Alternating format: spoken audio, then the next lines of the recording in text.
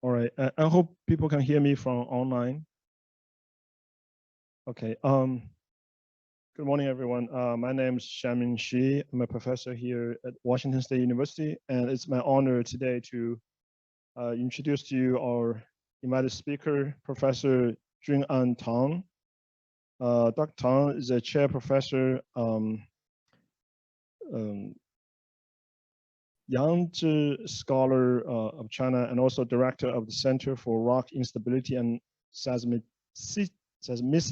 Research, and the chair of Deep Underground Engineering Research Center of Dalian University of Technology.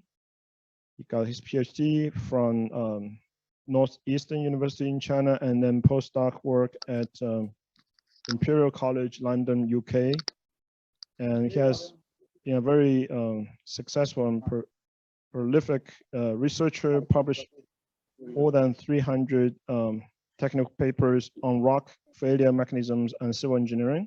He's also the author of 5 Chinese books of rock mechanics and principal author of rock failure mechanism published by CRC. He's also the chief scientist for a national 973 program for fundamental research in China. He's been a visiting scholar to many countries, and it's our pleasure to welcome Professor Tang. Thank you, Professor Shi, especially for your invitation in this special time, I think. Yeah, not too many visitors here, especially for me, come from China. Yeah, over a long distance. So, yes, very happy to have a chance to be here to give some introduction about my research work, especially on during the last 20 years, more than 20 years. And also my group, yeah. So let's see. This is our group to develop a numerical code. We call the rock failure process analysis. And in fact, this code is not just for rock at the moment, no, because the rock is a brittle materials. So this is why I come here to discuss with Professor Shi. So we want to use this code maybe in the future for the concrete materials and even more other composite materials. Yeah. So yeah, and anyways, my pleasure here. So I'd like to, I think someone online, yeah, so I will use the, anyway, I want to talk 3 topics, not 3 topics, 3 parts. So first, I'd like to give you a very brief introduction about the code we call the rock failure process analysis, and some of the application for engineering, and also for my personally, during the last 10 years, I'm very interested in a science subject, for example, the AIDS evolution. And I use my code to do something related to the AIDS problems. I think maybe just for fun, yeah. Before I end my topic, I use a few minutes to introduce, especially I think this is interesting for students. So different subject, and how can we transfer from one to another one? So this is something I'd like to mention. Okay, so for our subject, for rock, for concrete, I think we share the same problems. For example, fracture problems. So, and you can see fracture problem everywhere. Yeah, everywhere. In fact, all the we call the catastrophic phenomena happened in world, mainly is related to fractures. So you concrete fracture, you flap the tunneling, and you have the earthquake. Even so, mentioned later, we have the breakup of this as a how the plate formed. So all this is the fracture problems. So usually it's for fracture problems very complicated. So usually for us, for example, for teacher, remaining depend on the, for example, control, not just for especially for research work. So the rock experiment is always very important. As you find the experiments not for you to help you understand it. So I think can improve your understanding that problems. For example, so I show you the example. So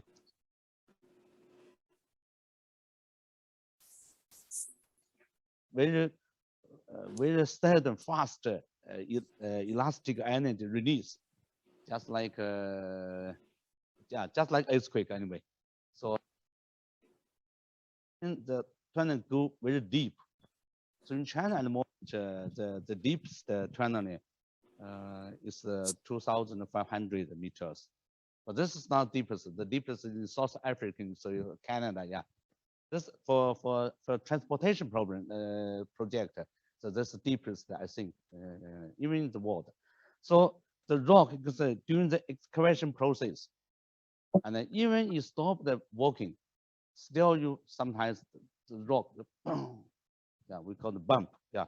So it's not bump, just we call the rock burst, just very quick and anyway. So this kind of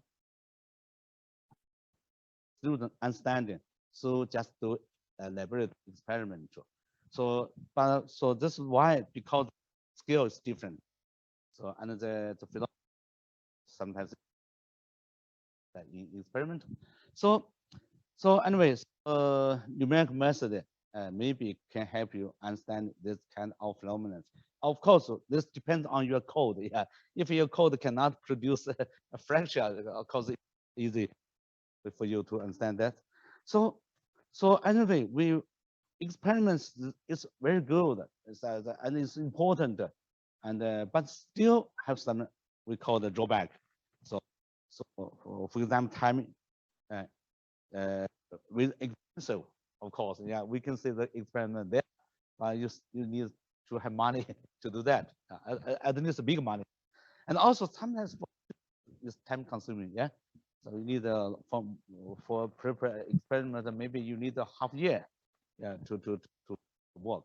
So this time should give us the to range the problems. So 1995, so I graduated from university for my PhD, and I got my PhD in China. Sorry, so that's why my English is not very good.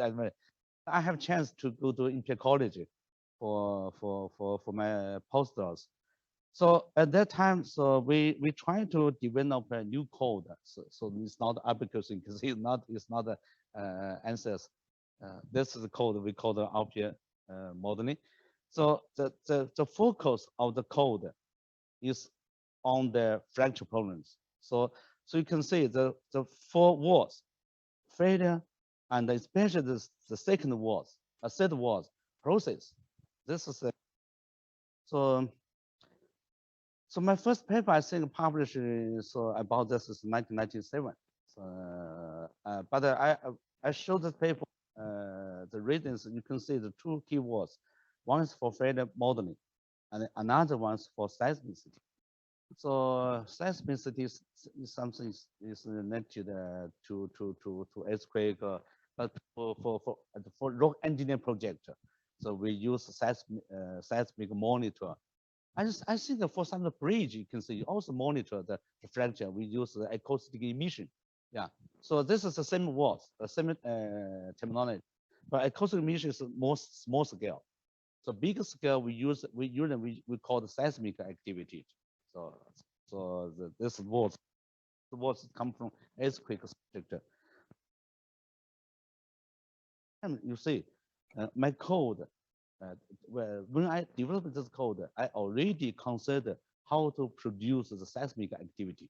So I think that if, for example, Dr. Shou asked me, what's your difference in your code compared with other code? I think this is one key point. So we produce the microseismic activities during the process. You can monitor it. It's like you do experiment. So I think I'll give you some examples anyway. Yeah. For example, usually you want to develop a new code to see the fractal problems. You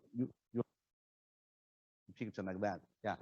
But this is enough because we experiment in the same way, we find the same phenomenon. Yeah. So the second is that, of course, the numerical model, if you can improve your understanding about the experimental, so you have to provide more information for the stress distribution. Yeah, this in experimental. So you can see, so our code fracture reduce the stress distribution during the fracture process, and of course, this I mentioned again. So sensitivity, because engineering project, you cannot observe the stress distribution around the tunnel. Yeah, even you cannot fracture because you are not on site, but you can by the monitor system, you can get the data. So, how many fracture occurred? So the fracture is, we call the events. Yeah, each event, and then during the time sequence, many fracture occurred. So you can observe it, you can analysis, and you can make prediction. So the third one, the fourth one is the location.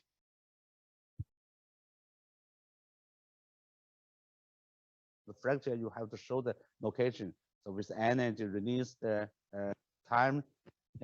So this is some of the feature of our code. Okay. Yeah. So give you examples. So this experiment usually for teaching. Yeah, for us, if we have a course we call structure engineering, something like that, and you are doing experiment like that. But I think, yeah, we United States, we have enough money for university. But I don't think that every teacher will say, oh, we have enough money to do experiment like that. So for each students, you can do experiment like that. No. So sometimes we just do one of the experiment and put on site, to keep the students away. So you cannot continue to do the experiment like that.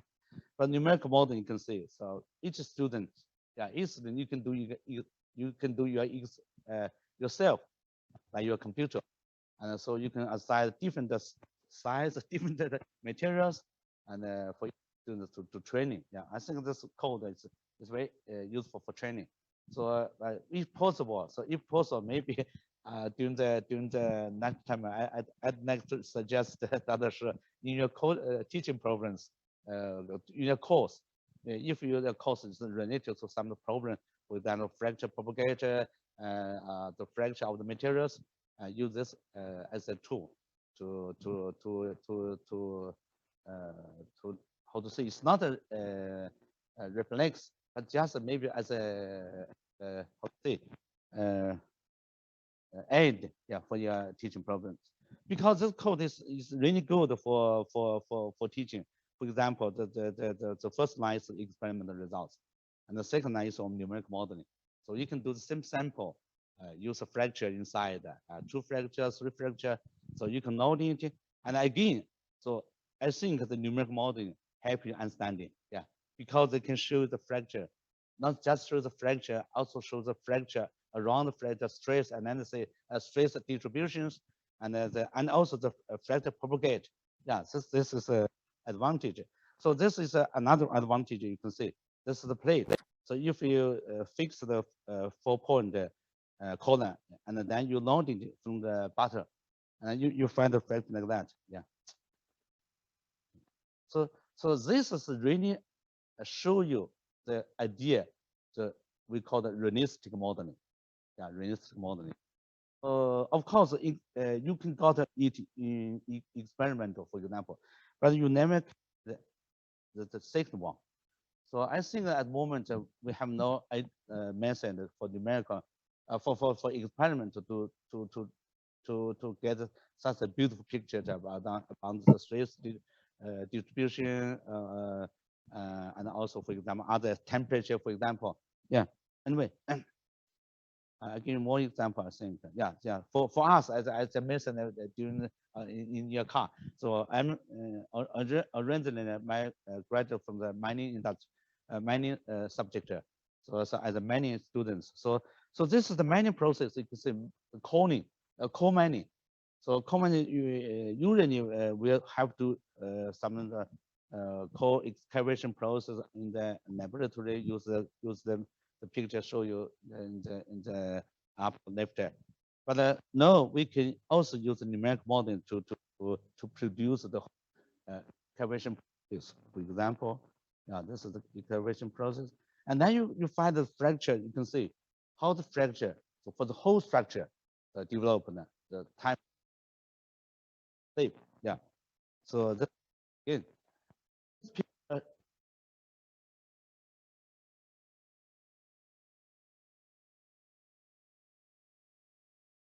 you can see you many so many gauges sensors.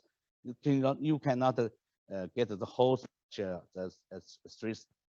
Yeah, numeric modeling can show you the picture. Oh, this sorry. Oh, our code at the moment is not just for static loading, but also for dynamic loading. So I think you understand that, yeah. So this place you can see we have an impact.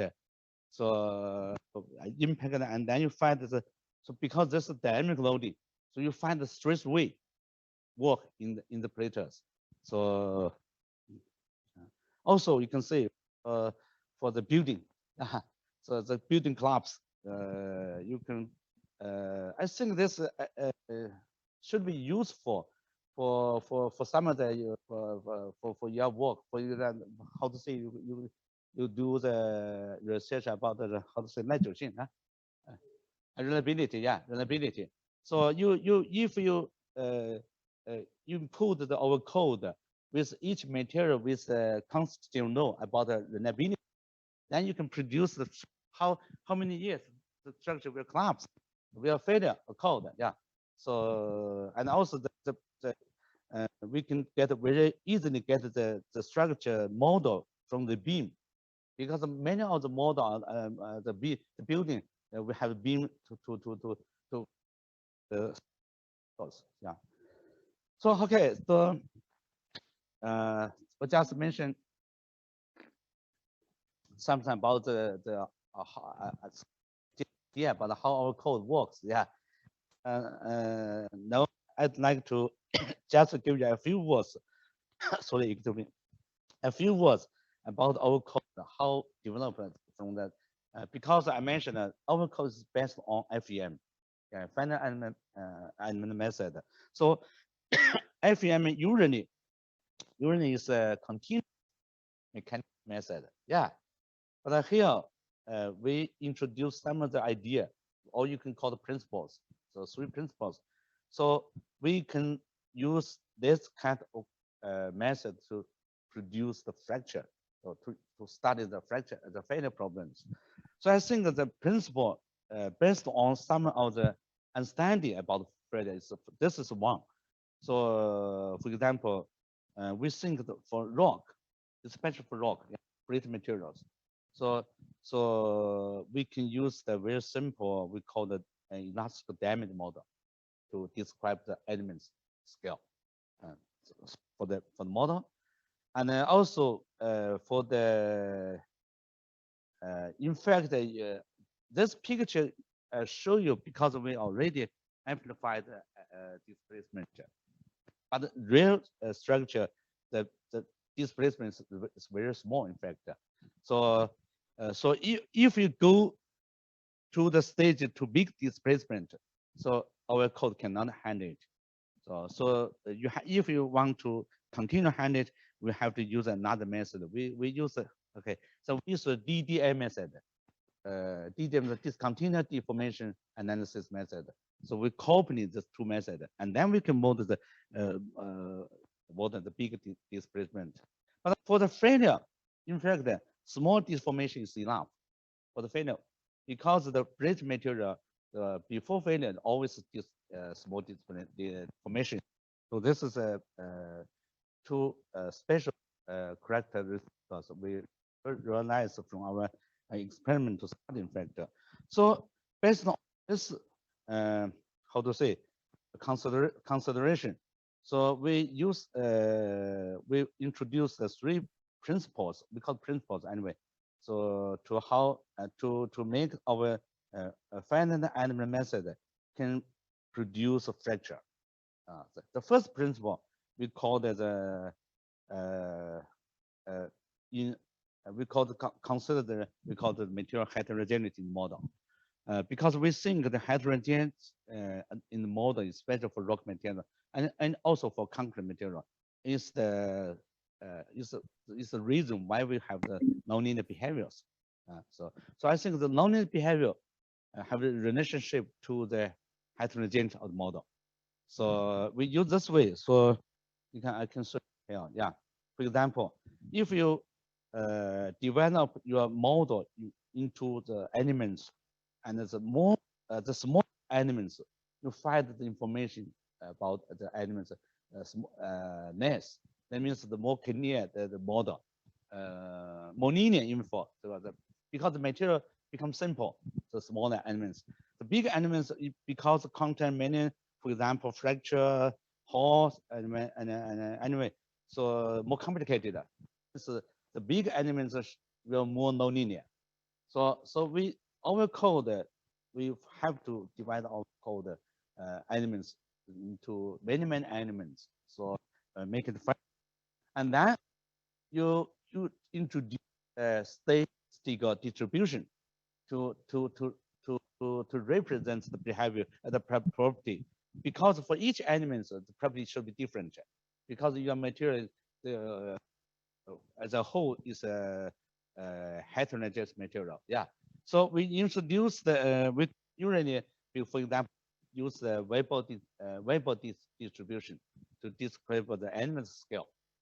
But for each element, we use a linear behavior, for mechanical behavior. But this as a whole, the nonlinear behavior depends on the distribution, statistical distribution. So in this way, so we make the mathematically very simple. Yeah, I think you understand that. So mathematically, is for each element, for example, it's a linear behavior through the problems. Yeah, student. But as a whole, you can say that you input is linear, but in your output, you can got very complicated nonlinear behaviors. But you solve the problems, we use a very simple and mathematicals. So to do that, I think we call the first principles. So this is the behavior, for example. Yeah. And then you can see this is the noding process. Yeah. So again, so I mentioned that for each element, the mechanical behavior is very simple. But as a whole, you can see the output, there should be the first picture should be stress, not a sorry. So for this stress or noding, yeah, noding rate. So you can say noding and noding or noding displacement anyway is a nonlinear behavior. Okay. So second principle is so how to fracture problems, how to handle fracture problems. So again, so here we use different ideas. So we think that the so-called discontinuous, is in fact is mechanical property parameter change. For example, the Young's models. If the Young's model is high, that means the material is soft, yeah, is solid, yeah. But the Young's model is very low. It's not enough. That means it's very soft, yeah. Even the limit is like space. So with damage model, you can damage. We have the damage parameter D, yeah. D from 1 to 0, yeah. 1 means the whole the good structure, but 0 means damage, yeah, completely damaged. So you use this parameters to represent the structure from continuous to discontinuous. I think use this principle can show you the idea anyway. Yeah. For example, this is a 12 spring. Yeah, 12 springs, and you know the engine like this way. Suppose one of the spring with a lower strength, then that means that there's fracture occurred here. Yeah. So this time this is really discontinuous. Yeah. So if you use this way, you have to handle the discontinuous problems. Yeah. But if you use the softer, very softer spring to represent the old one, the means the bigger elastic parameters change. So this change you can see almost have no influence on the whole structure. So you can see here, yeah, almost.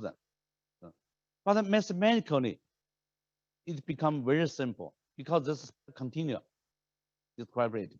Of course, when you, for example, I have a bigger elements number, okay, you load DHT and you get fractures like that. But so for mathematical, no fracture here. But physically, you have a, because the resistance is very small here. So you got them. So for a three-dimensional, you can say again. Yeah. So this time you can remember the bear in mind that is in our code, no fracture here, no fracture here. Just I didn't show you the elements and you lose like a fracture. Yeah. But in fact, the elements still exist in your modeling, in your calculation. But because this element is too weak, yeah, too weak, so you didn't show you. Yeah, this is our code. But this way it works very well. It works very well. Actually, more examples to show you. Yeah. So in this way, that means why you mentioned it. So when I needed to use fracture mechanicals. Yeah. Oh, sorry. Yeah. So I didn't use.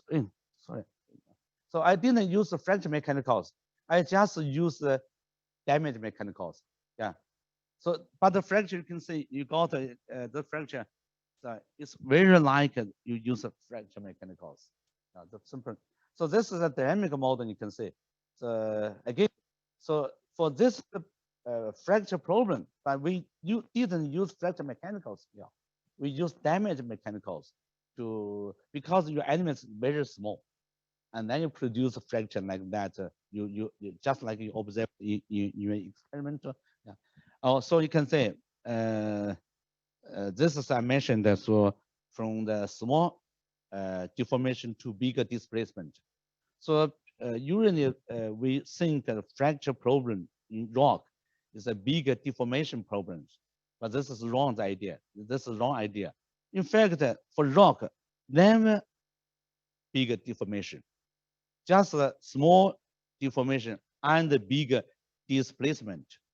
So displacement is very different from deformation. You can say, I think you understand that. Yeah, for example, there's a big deformation. Yeah, I did displacement, but no deformation. Yeah, no deformation. So different ideas. Okay.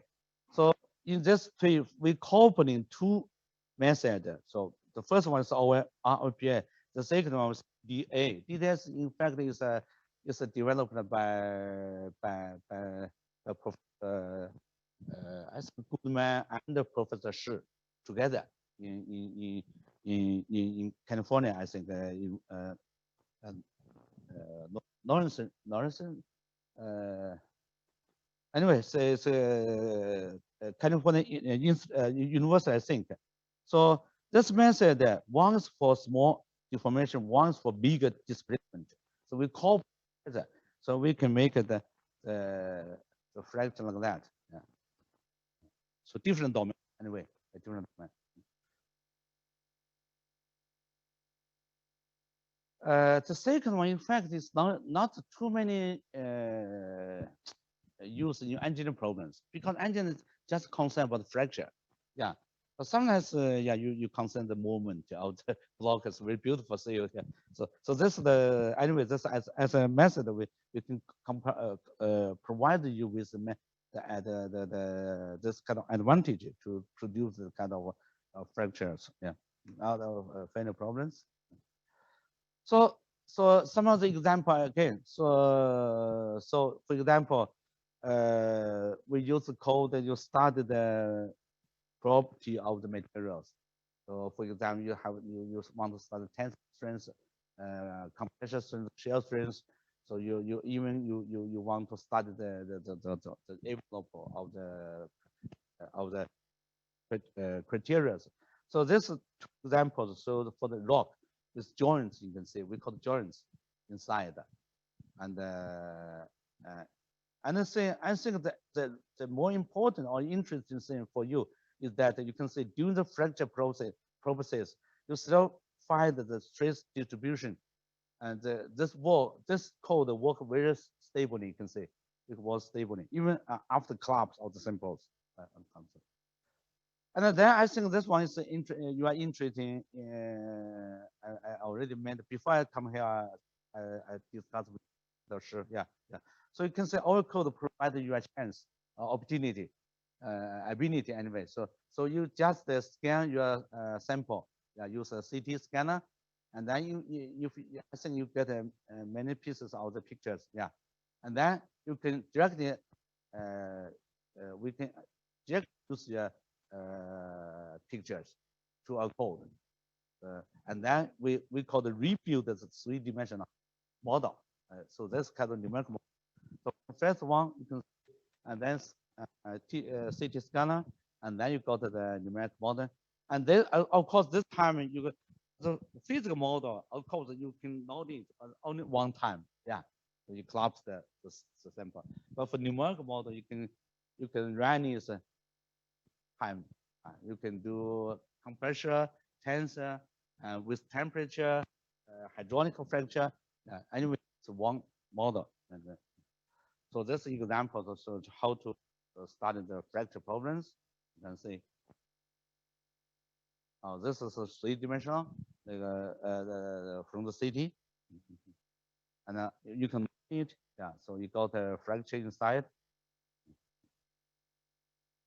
Okay, this problem is for civil engineering for the dam problems. Oh, this picture show you our code already is ready for parallel computations. Yeah. So you have bigger numbers. So some engineering problems. For example, this is engineering applications. So usually, so this show you the how it's called used in the engineering. Because engineering is biggest scale. Yeah. For the big scale, if you want to do numeric model, you cannot. For example, you do a experiment numeric modeling for elements. You cannot make an element small enough. Yeah. So that means you cannot do experiment based on your element scale. For example, maybe you end 10 meters longer. How can you do experiment about is you know? So this time we want to use a method we call a bridge. So our code provides you a bridge between experimental and engineer project. So experiment always small scale. Yeah. But for experimental small scale input to a code, we can set up a model, for example, 10 meters, 10 meters longer.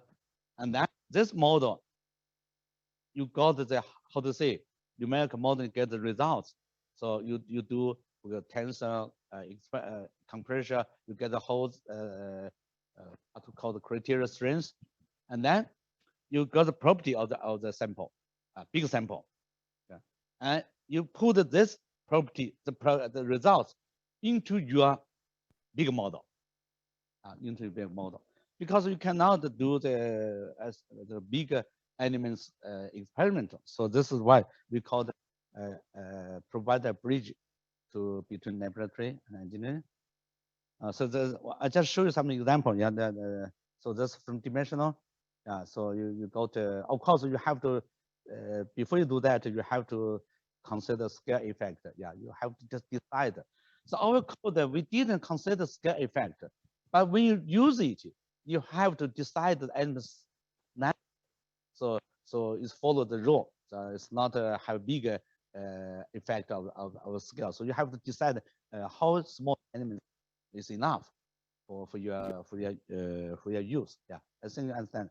So for example, you got anisotropic modeling. Yeah, so this is a sample. So one sample you can say this is numeric advantage. Yeah, just one sample, and then you can note in different directions. Yeah, you don't, and then you get anisotropic of the bigger samples. Yeah, so this is the results. Yeah, yeah, yeah. This how to that. Yeah. For example, this is I think this for a scale effect. Yeah, so you can say for scale effect.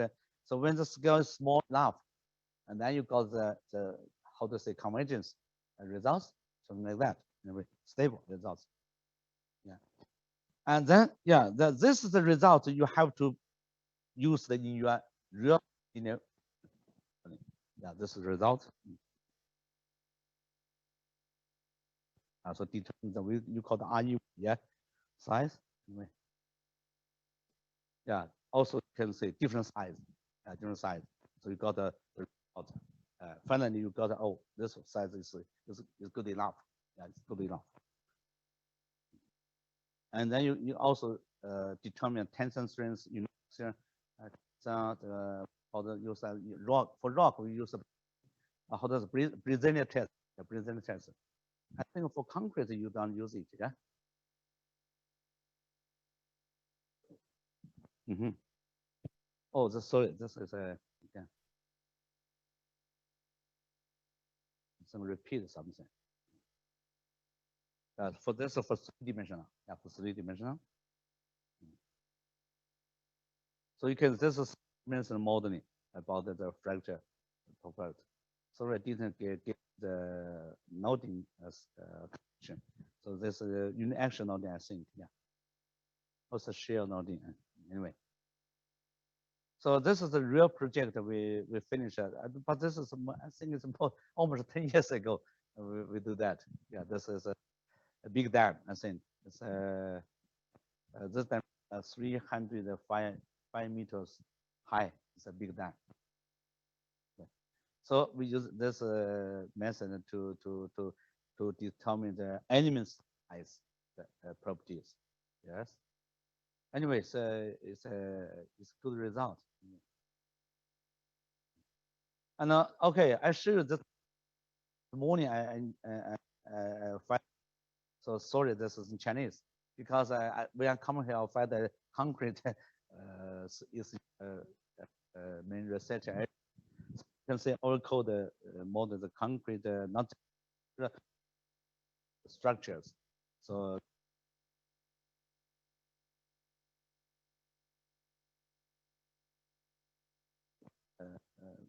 maintain anyway. So it's that structure and the how the PFC act here.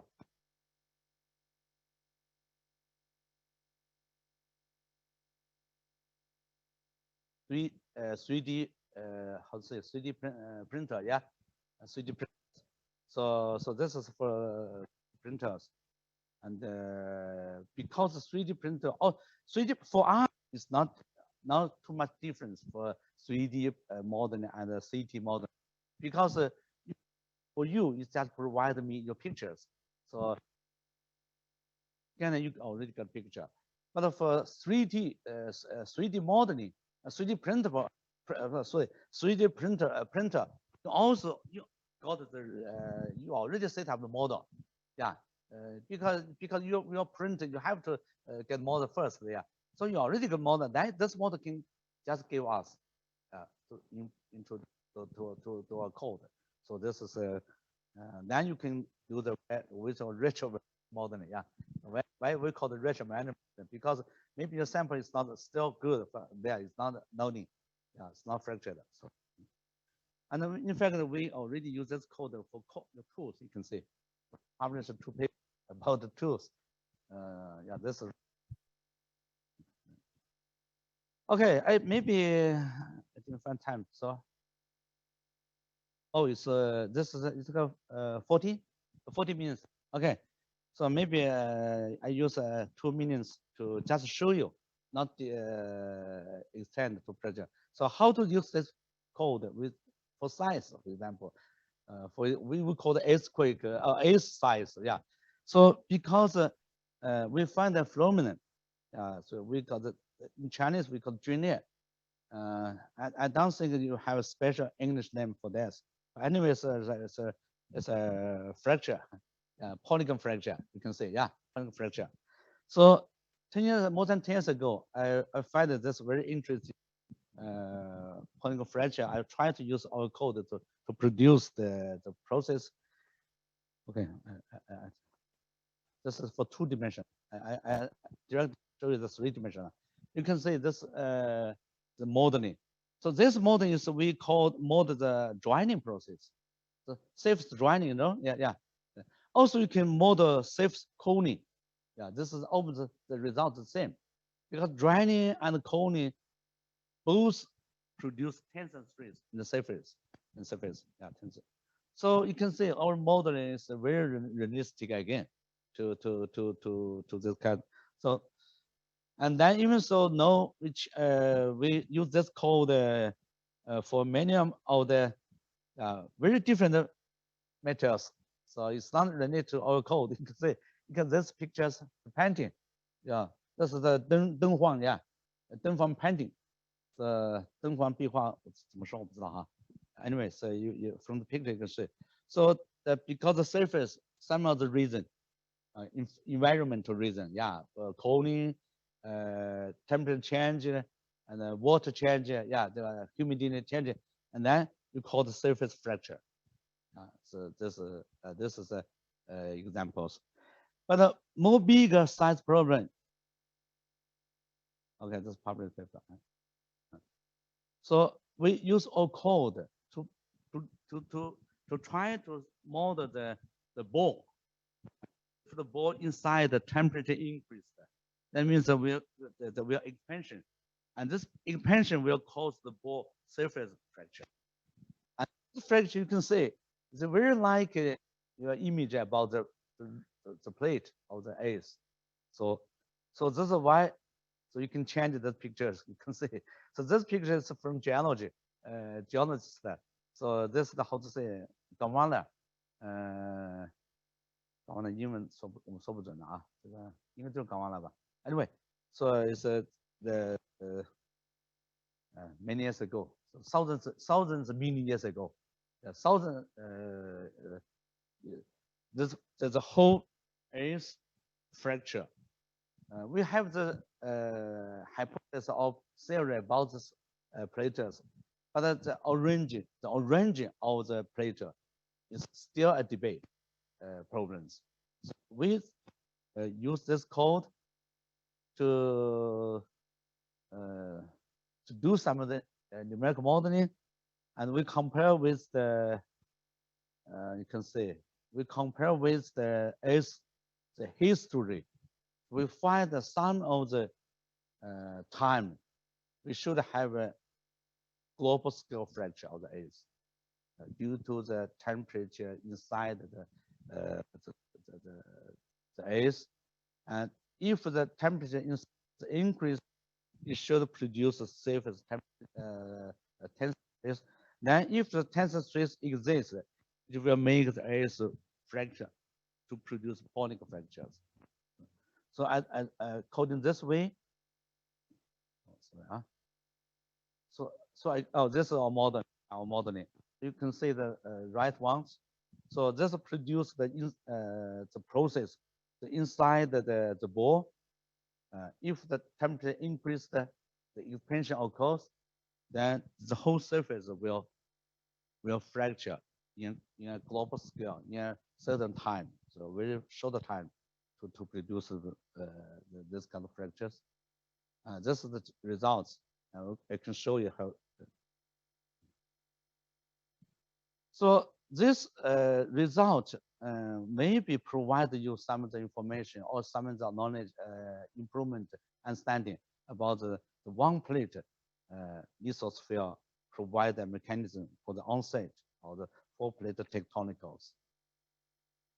So anyway, so 2 years ago, we published this in Nature Communications, and the main result is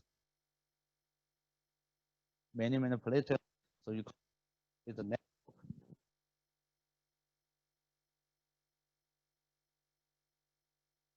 for example, and also how to say the encyclopedia of geology also connect our results to this same result was how the plate originally formed. It's not about the movement, not the platonicals, but about the onset of the platonicals. This is a result anyway. Okay, so thank my the students during the last 20 years. Many students, colleagues, contribution to my work, especially for the code. It's you have to continually to do the work.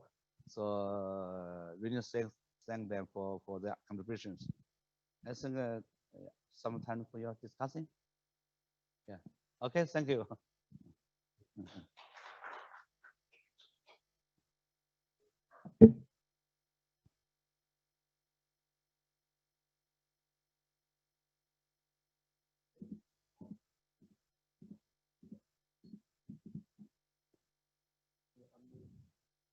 Sure. Okay. Looks like we got some comments in the chat box. Yeah, the sound quality is not very good. Okay. Does anybody in the Zoom meeting room have any questions or comments? Yeah, you can all just unmute yourself and talk freely.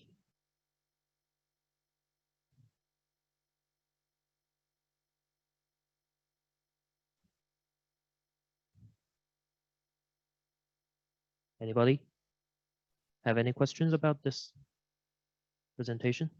Yeah, hi. This is Taggy from Missouri University of Science and Technology. It was a great presentation and I enjoyed it. And we all appreciate Dr. Tang's contribution to the Rock Mechanics Society for sure.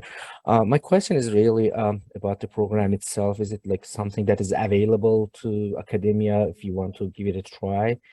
And the second part of the question, when it comes to handling of the, let's say, large scale problems, so is this code multi-threaded or like we can run it on like a high performance computer or GPU? Thank you. Can you, yes, man. So the first question I can answer for Dr. Tang is I think the code is available online. You can follow up with him. If it's for research educational purpose, maybe he can provide a free copy. But if for commercial purpose, then you have to pay a fee, right? So the second question, you were talking about the large scale application. I didn't quite get the question. Thanks. So basically, let's say if I want to run the like a large scale models and with now, advancing computing technology, is it like a parallel computing? Is it possible either on CPU or GPU? Do you have any version that we can run it on basically this cluster? So, okay. So at the moment, it's this code is for CPU, but we can have the parallel computation problem. We can do the parallel computation. Your code. For example, at the moment, we run our model. The biggest model about 这数据啥2亿是0.2 billion. Yeah, 0.2 billion elements. We can do that in our parallel computations. Yeah. Yeah, if interested, you maybe you can ask Dr. Shi help. We can get connection. Yeah. With the email. Yeah. We can provide you with the code for the students, for the PhD students to do research work. We really want to have the connection. Sure. To also ask you to help us to improve our code. Yeah. Thank you. Absolutely. Yeah. I have one more question. This is my last question. So based on my understanding of the code, when it comes to the damage threshold, you're using the more Coulomb, if I'm not mistaken. So when it comes to that, the limitation of the more Coulomb, in comparison to, let's say, the Hook and Brown or other constitutive model. So like, especially at that high confinement. So do you see that being a problem, or let's say when it comes to the really properly capturing the softening behavior, what are your workarounds around those problems, potential problems?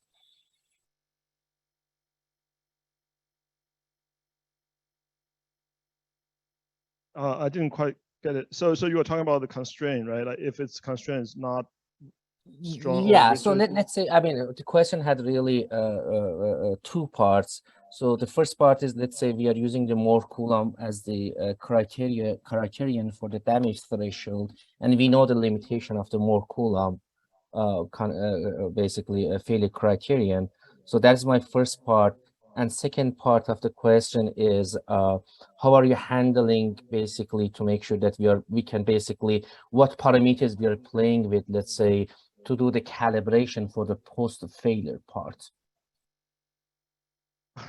So I didn't quite get the second part. You mean post-failure? Yes, post-failure behavior. Let's say I'm just doing a UCS test, like as simple as that. And then let's say it is not like a 100% brittle material, so it shows some, let's say, softening behavior. So is it like easy process to calibrate the post-failure part as well using the code? Okay, yeah. I trying to explain something. And the first one is about the molecular criteria. We just, in fact, this is not the only one criteria. You can use other strength criteria in your model, and even you can provide new criteria for us, because this is just not difficult to change the criteria in your code. So this is no problem. And the second one is a little bit difficult, so because the how to say post failure. So post failure in our model is the micro behavior show you. In fact, for each element I already mentioned that because even after failure, we still have the material property, for example, in such models. So just like damage anyway, the damage mechanicals.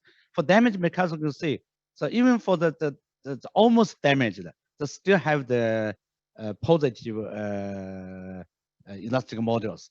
So this will make sure your code work stably, because we have no negative. How to we use the 全量你们搞知道吧？一个增量解，一个全量解。Sorry. Anyway, so you can say from the understand that damage mechanicals, the damage, even though after in the post failure process, the stage, the D still make the elastic modules still positive.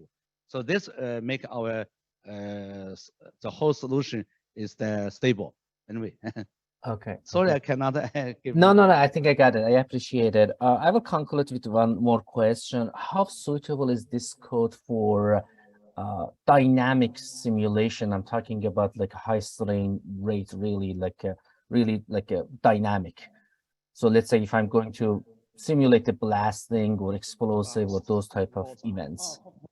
You mean for plastic behavior? Yeah, for blasting and blasting. dynamic modeling. Yes. Oh no, I think our code provided you a version for dynamical modeling, but we cannot. Our code itself cannot produce the blast force. So you have to input the blast force as a boundary condition. For example, you have stress wave. So and then we got your stress wave, and our code is for dynamic solution. This can show you the dynamic failure of the materials. Okay. The reason for asking it, I wasn't sure about the formulation of the code itself, that it is implicit, explicit, and potential numerical, basically instabilities that can cause by if you want to basically use the dynamic loading.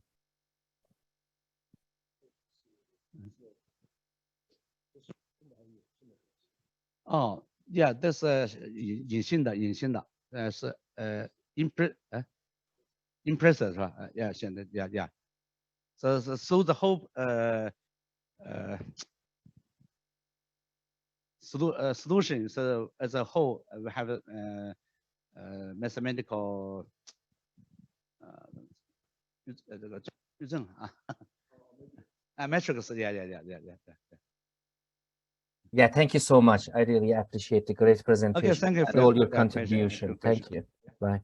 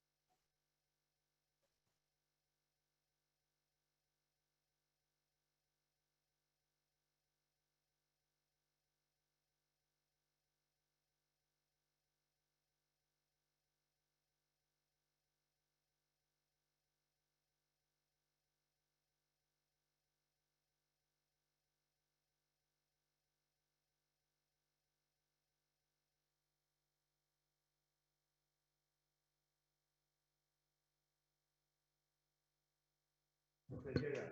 So the simplest one is to make the dark protein with like young water, so have a really drop, but not drop to zero. Yeah, physically should be drop to zero. But if you drop zero, you have a mathematical problem. So we drop to a very small, small volume. Yeah. But in fact, this is just for endpoint, so it's a simple one. In fact, in our code is a continuous drop. It's not suddenly drop. So for example, we have the oscillator process. Yeah. Or you even have this one. So it's called a 50% drop, and then you have a resonance phase, and we have parameters to change. So you can everything drop. You have 50% drop. Depending on your material. Oh, sorry. Okay, I think yeah, you understand, yeah?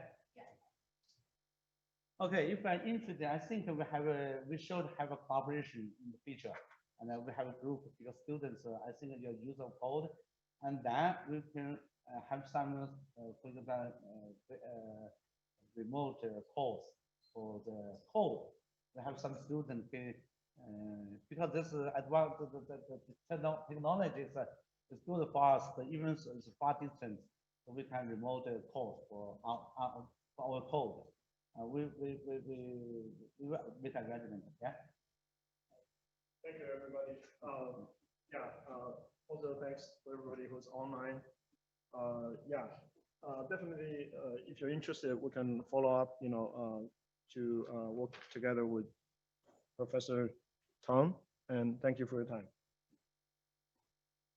Okay, thank you. Yeah.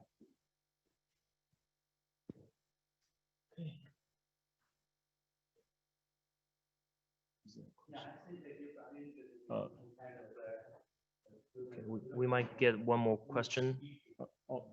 Professor Tang, would you have one more question? It says, is it possible to couple this code with another solver in real time rather than loose coupling, like real time coupling this code with like the other model you were talking about, the large scale model, for instance? To copy the code with another. I think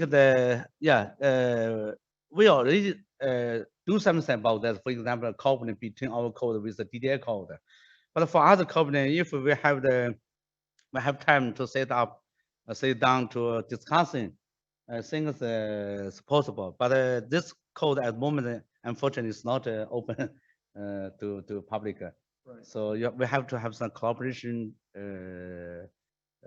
for do that. Okay. Okay. Thank you. Yeah.